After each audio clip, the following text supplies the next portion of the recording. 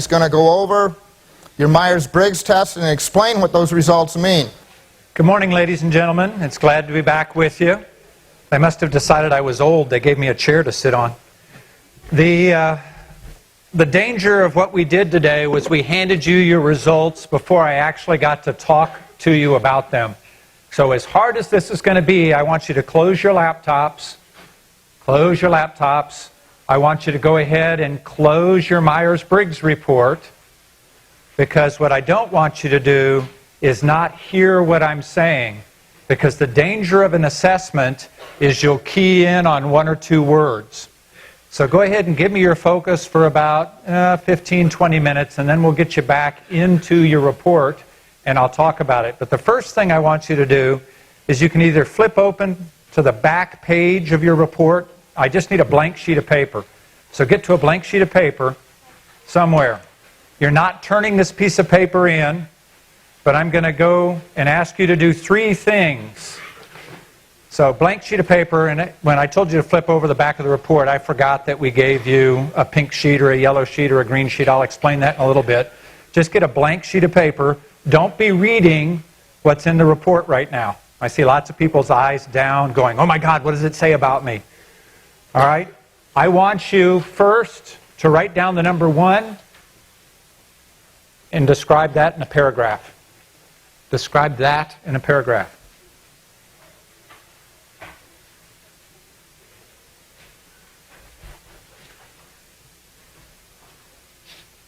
Do we have any pilot wannabes back there in the Navy, Marine Corps section? Okay, when you quit moving your lips, I know you're done writing.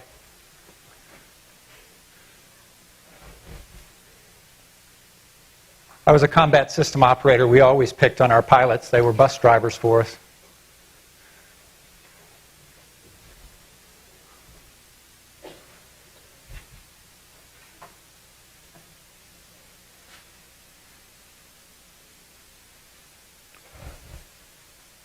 Those of you who just came in, sit down, get a piece of paper, write down the number 1, and describe that in a paragraph.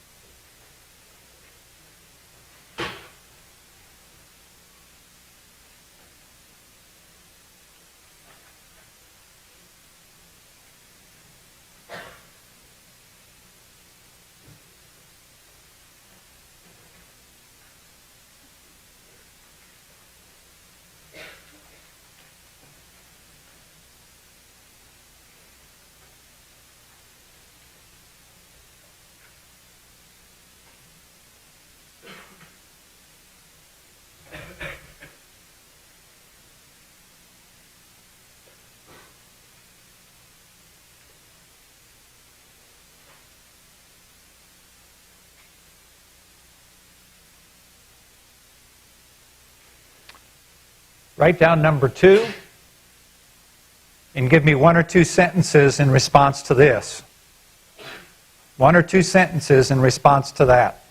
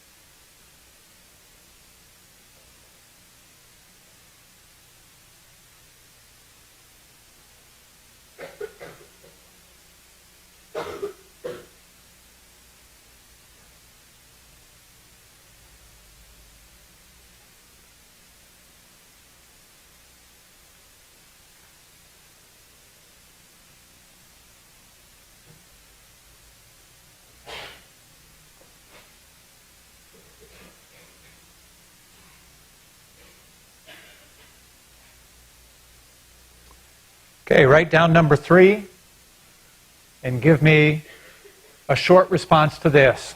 A couple of sentences.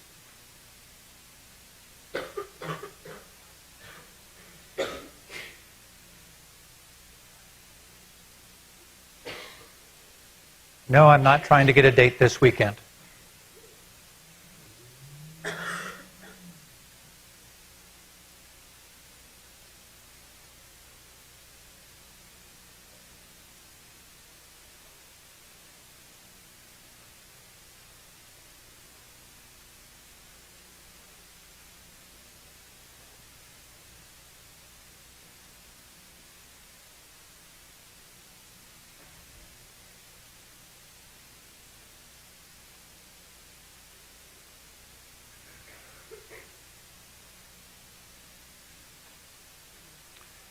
You're all going to get an opportunity to use your answers to 1, 2, and 3 to measure certain things. But as I go through my lecture, I'm actually going to call on some people by name and ask you to read your responses.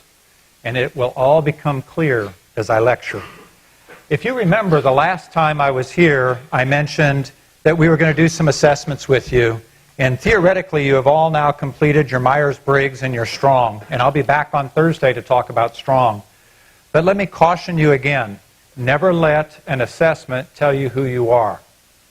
Use the assessment to see if it matches your perception of yourself. Perhaps it may open some blinders up, or maybe it might even explain why you feel a certain way. But remember, you can skew an assessment. If you had a bad day on the day you took it, your responses are going to be different.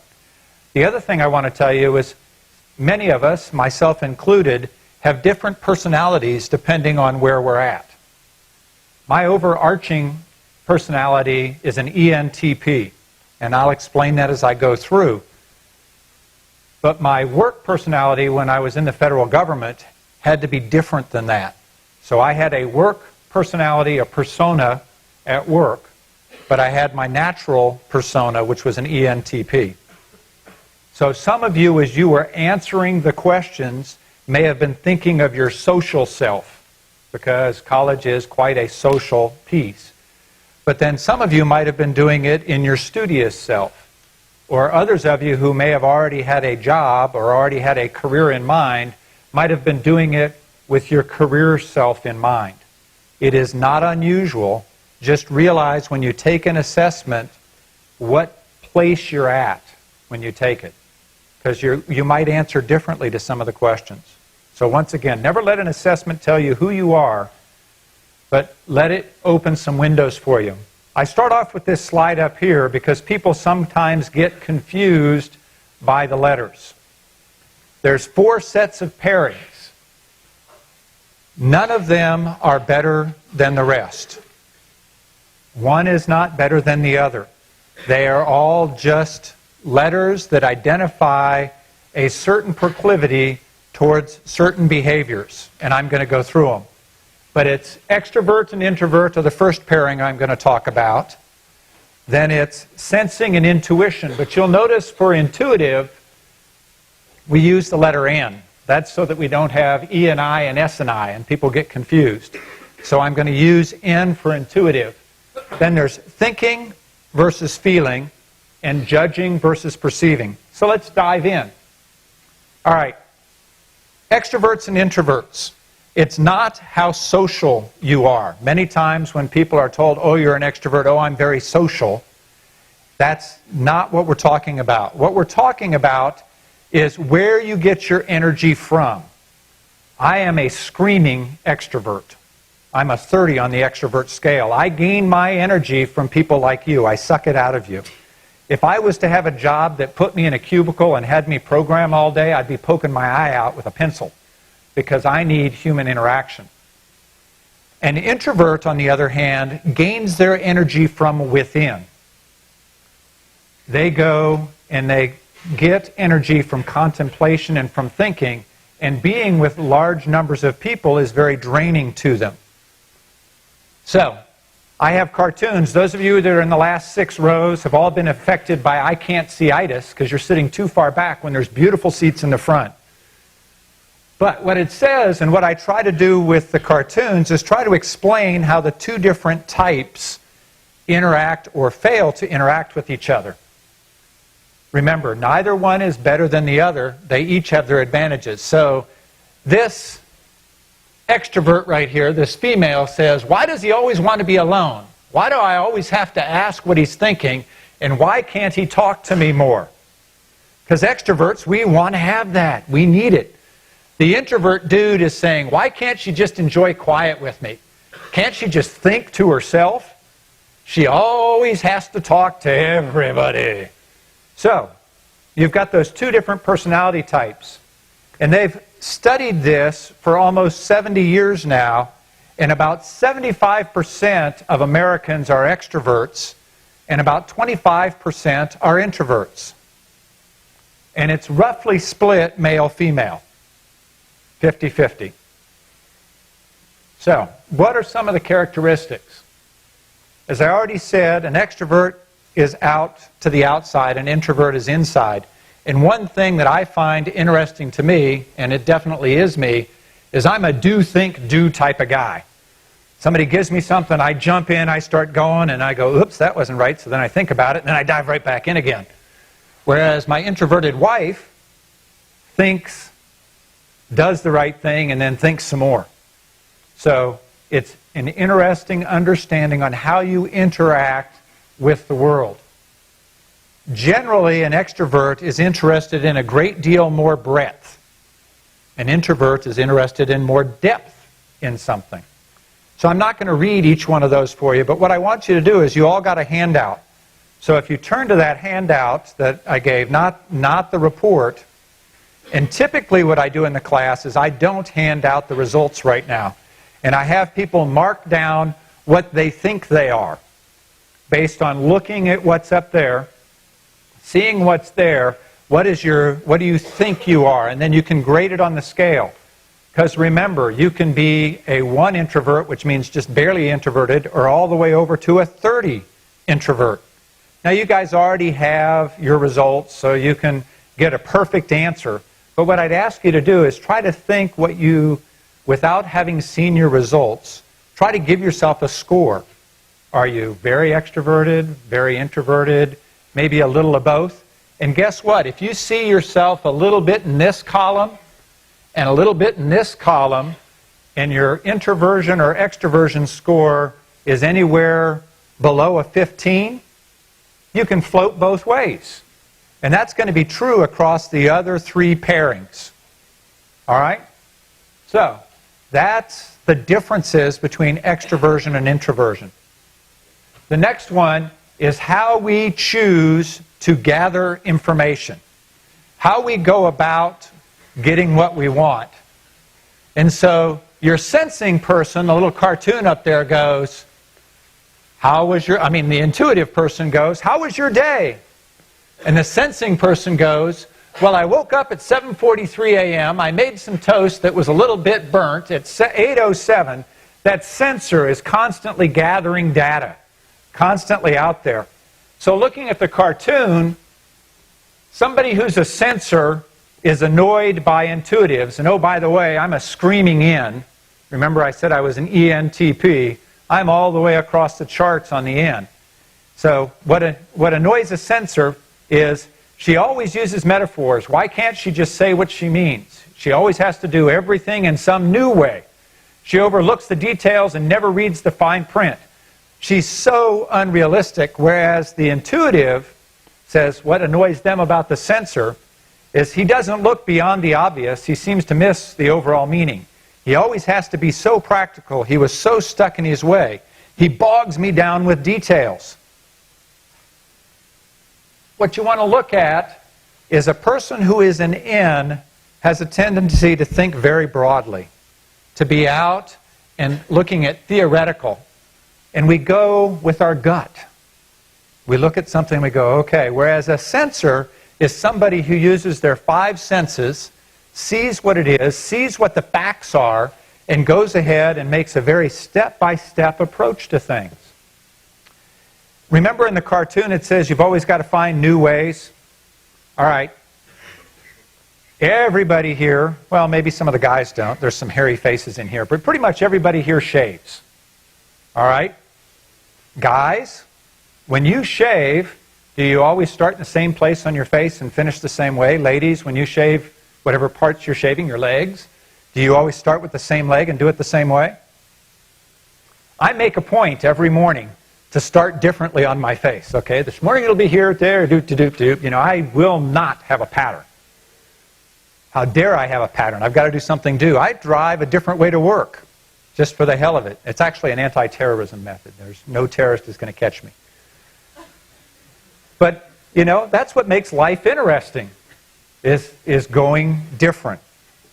All right?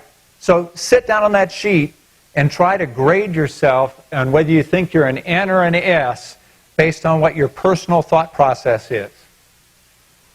All right. Now I'm going to call on some people to give me their answer to the first one. So let's see.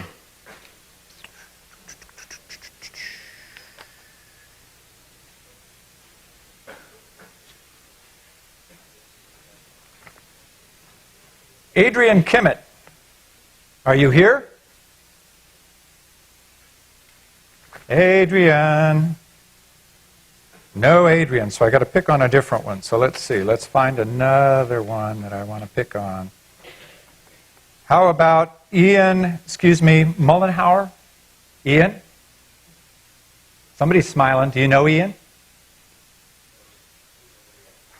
Huh? Oh, you know another Ian. All right, well, that's 2 strikes. Let's see if I get a 3rd strike. How about Craig Wolfer? All right, Craig, please stand up. What I want you to do, because you're not on a mic, is project so everybody can hear your answer to number 1. Okay.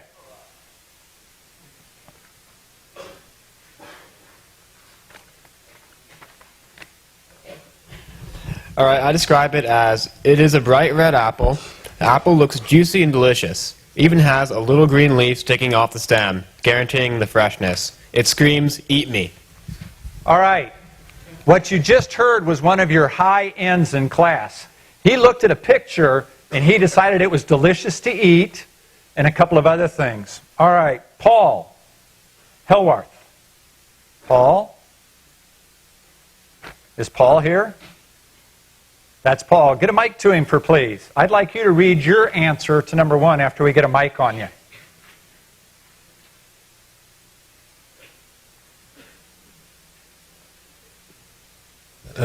The red apple sits, a small shadow hides behind it, a small green leaf attaches to the stem, and a reflection shines off of it. Okay, that was an S. Did you hear how he described the apple by exactly what he saw? All right, so look at your own and see if you were more descriptive and you had a hunch about how good the apple was and whether it was fresh or not. You can't tell it from a 2-dimension picture. But those of us who are big N's will look at that apple and go, wow, that's a good juicy apple and it's going to taste so good and the juice is going to drip down me and the sensors are going to, there is a red apple, it is on a white background. It is because you go by your 5 senses, all right? All right, let's go on to the next one. Now we're going to take a look at the thinkers and the feelers. This is how you go about deciding. So the first is how you gain your energy. The next is how you see the world. This is how you go about deciding about the world. And in the cartoon up here, the young lady is saying, you never talked to me about my feelings. My feelings were hurt when they said that. You, ... And the dude's going, if she uses that F word one more time, I'm going to explode. Now, in the U.S., it's 50-50 divided between thinkers and feelers. But 75% of the feelers are female, and 75% of the thinkers are males. So that means there's 25% of you males who are feelers, and there's 25% of you females who are thinkers. All right? So let's take a little bit more look at our cartoon to see if we can get some hitch. And the only reason I'm reading the cartoon to you is everybody raise their hand that can read it themselves. That's why I'm reading it, because not everybody can see it. Those of you who are closer who can't read, go get glasses. She always worries about how people feel. That's what the male thinker says. She takes things too personally. She always wants to talk about the relationship. And the lady's going, what annoys her is he's too analytical, he never wants to talk about relationships, he doesn't seem to care about how I feel. So, when it comes to how we go about deciding in our personality type, if you are a feeler, you concern yourself about what the other people are going to want when it comes to a decision. Whereas a thinker has a very logical system, he's very, or she, is very firm but fair, believes in a certain level of justice, that type of thing. They really go down the line. The feelers, on the other hand, really are into empathy, harmony, compassion, very subjective in how they look at it. All right, so now we're on to question number 2. So let's see who I'm going to call on question number 2. Austin Baker. Please stand up and we'll mic you up and read your answer to question number 2.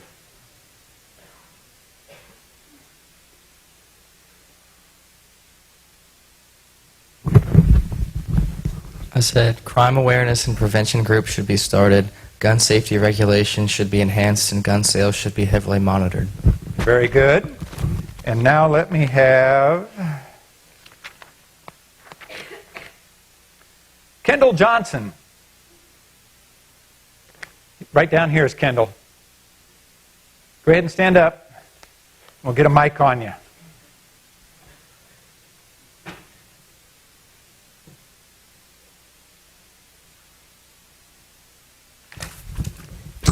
I said raise police population in high crime areas and raise consequences for crime.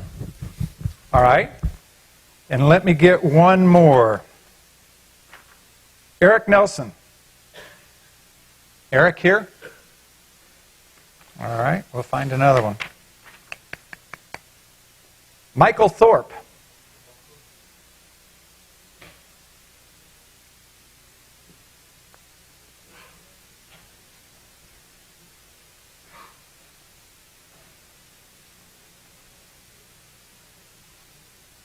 Have a more enforced system of law and hire more police officers. Okay, so what did we hear out of all 3 of those? Very orderly, very logical in their approach, very much, here's what we need to do, boom, boom. All right, so now let's hear from Eric Valente. Is Eric here? All right, no Eric. Let me find another one.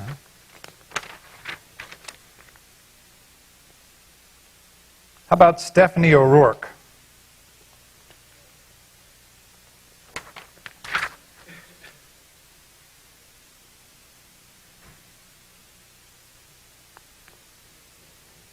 Your answer to number 2.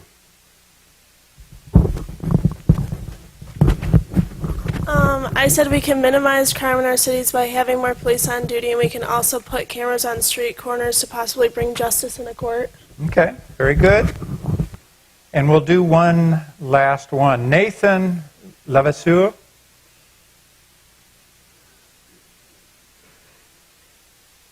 There's Nathan.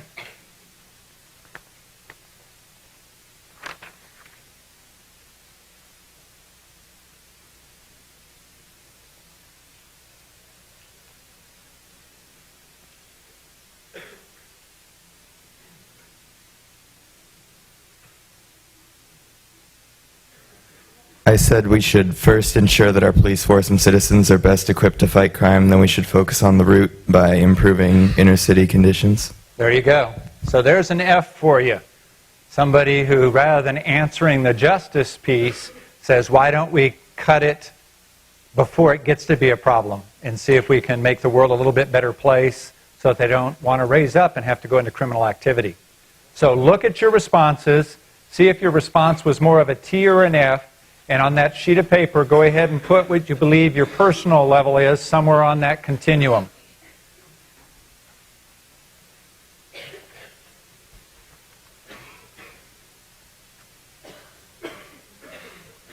The last pairing is judging and perceiving.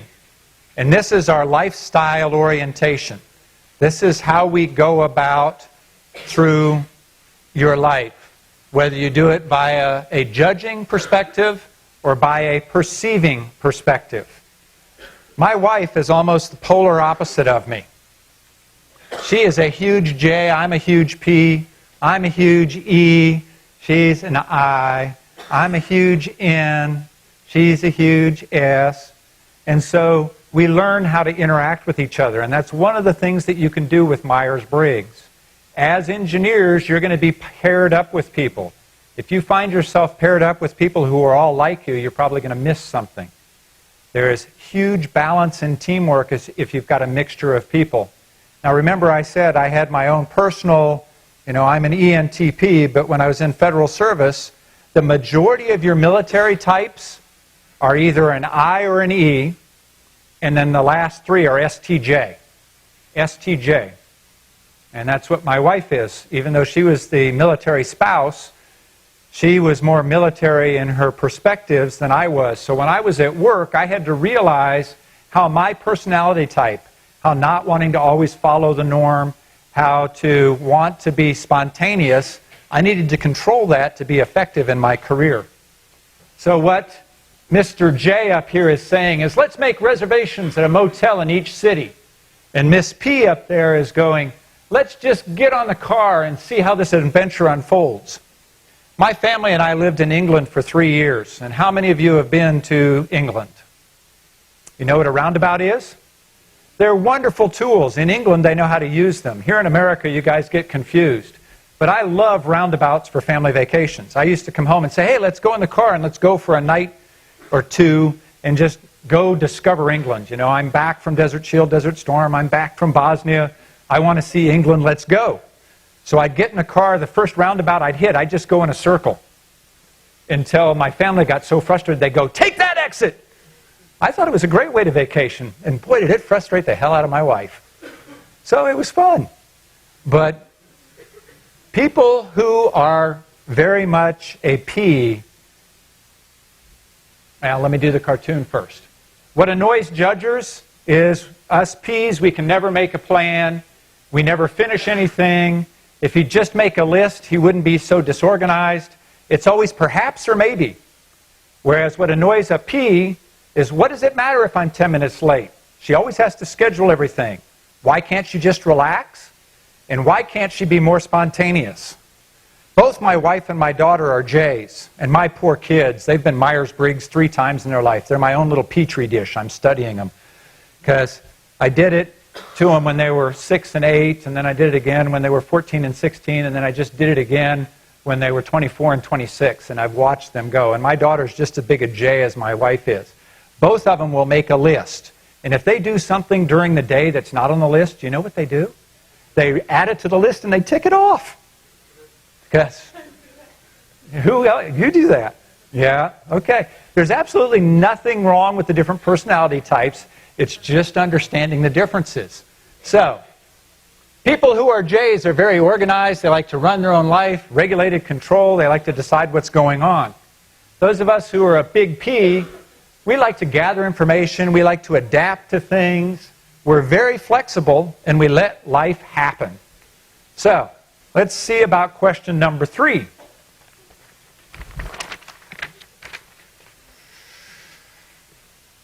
Mason Davis, are you here? How come I'm so lucky to pick on ones that aren't here? All right. How about Victoria Delap? Victoria's here. She's all the way down front here. She's getting cleared out so she can stand up. She's got her stuff all over the place.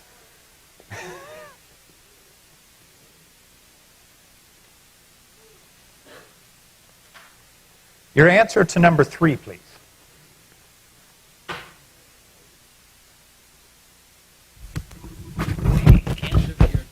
Okay. Make myself go to class, go to the rec, climb a few times, eat at least 1 meal a day, hang in the living room, repeat. Okay. Now, before I asked you to write that down, did you have plans for this weekend? No, I don't make plans. Nope. She's a big P. So until I said, write something down, she had no plans. So, how about Sarah Chapman? Sarah's right here, I think.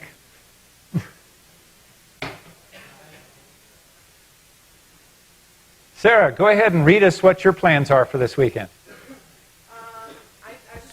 I wrote down my plans for the next 3 days. But, Okay. Tomorrow I have physics, extra credit, and then I have a concert to go to for music, and then I have a community council meeting. And then Thursday I have another physics extra credit, and then I need to work out. And Friday my friends are coming from Cincinnati to the game on Saturday, so they're all coming to visit.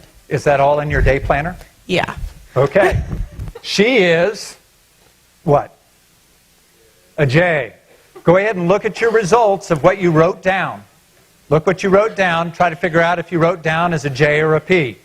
And those of you who are looking at it and said, well, I said something scheduled, I want you to think about whether you had it scheduled before I asked you to write it down.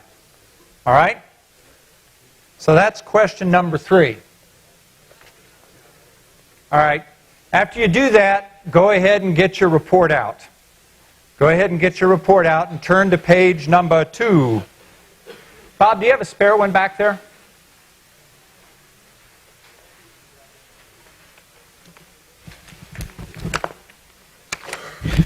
Yeah, I have a spare one. Yeah.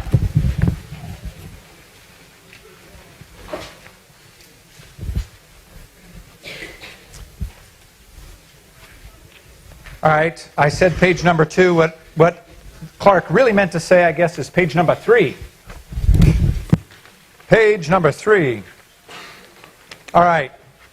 When you look at the graph on here on page number 3 down towards the bottom, that gives you your score. And remember I said if you're a 15 or less, that puts you in the moderate or slight if you're 5 or less.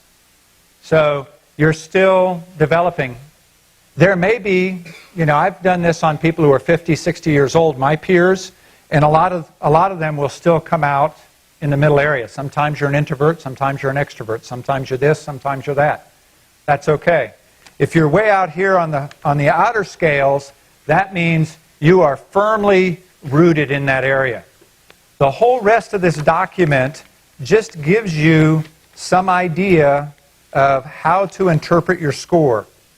I'm not going to go into detail on each of your individual reports. I would encourage you to look at it, but I want you to listen to a couple of the things that I'm going to say about the middle 2 pairings. The middle 2 pairings is what, through social sciences and asking lots of questions, are generally called the functional pair, and that's where you go towards your subject or your career. It's what you consider most valued and important, and it's what you're looking for in work. Now, let me be very clear. Just because you have a code and it doesn't come up that you've got an engineering code doesn't mean that you can't be an engineer. Remember the thought process you were in when you were taking it. Remember where you were at when you were answering the questions. Were you in your studious self, your work self, or a social self? For some people, they're all the same. For other people, they're different. Also remember, there are a variety of different types of engineering. Some engineering fields are much more social. There were 3 companies at Career Fair that were trying to hire engineers to be technical sales force, because it's easier to teach an engineer how to be a salesperson than it is to teach a salesperson about engineer. Imagine that. But don't you think that would be more of a social person, somebody who's out there, somebody who has empathy to what the customer wants, versus that research engineer who wants to get depth into something? So when you look at your pairing types, and I put them up here, I want you to keep in mind that there is no perfect one. Okay, here they are. STs. STs, you're all about making sure that you have it as accurate and precise as possible. You want lots of data because you sense everything and you make logical thinking choices. You use those details and you want the facts. So I'm sure you can all imagine certain employment opportunities that are out there that require that type of skill set. The next one are the SFs. You sense the world by your 5 senses. You're out there doing that. But remember how you make your decisions? You do it through F. So you're more the practical helpers. You want to make people's lives a little bit better. So what sort of engineering is out there that uses your engineering sensing skills but wants to make it a little bit better? You know, environmental engineering, perhaps some sort of general engineering that's out there to make the world a little bit better place, something like that. NFs, these are generally people who really want to help other people fulfill their potential. They want to make a difference in people's lives. Do you think maybe a college professor with an engineering background might be along those lines? And then NT. Remember I said I was an ENNT, so my pairing is an NT. We like to get lots of knowledge. We like to go ahead and look at a system of systems, going ahead and looking at the overall impact. We generally have a very high standard of competence, making sure that what we do the best as possible. And generally, we will ask how something can be done better. We're always trying to make it so that, okay, you just gave me a 95, that's an A, but if you would have just done this, this, and this, you would have had a 99. And you're going, geez, 95 is fine, let me go. More efficiency. So, let's break them down. STs. A lot of them in computer programming, programming developers. STs are implementers. Definitely, those of you who've got an ST pairing have a strong proclivity towards the engineering sciences. SFs. SFs generally go into these areas. However, remember, there are some engineering skills that are all about making the world a little bit better place. They provide a point of contact service. What that means is you are actually bringing service to people through your skills. NFs, they want to inspire. Do we have any NFs out there? All right? You're looking along those lines. Remember what mindset you were in when you were taking the test. And then NTs.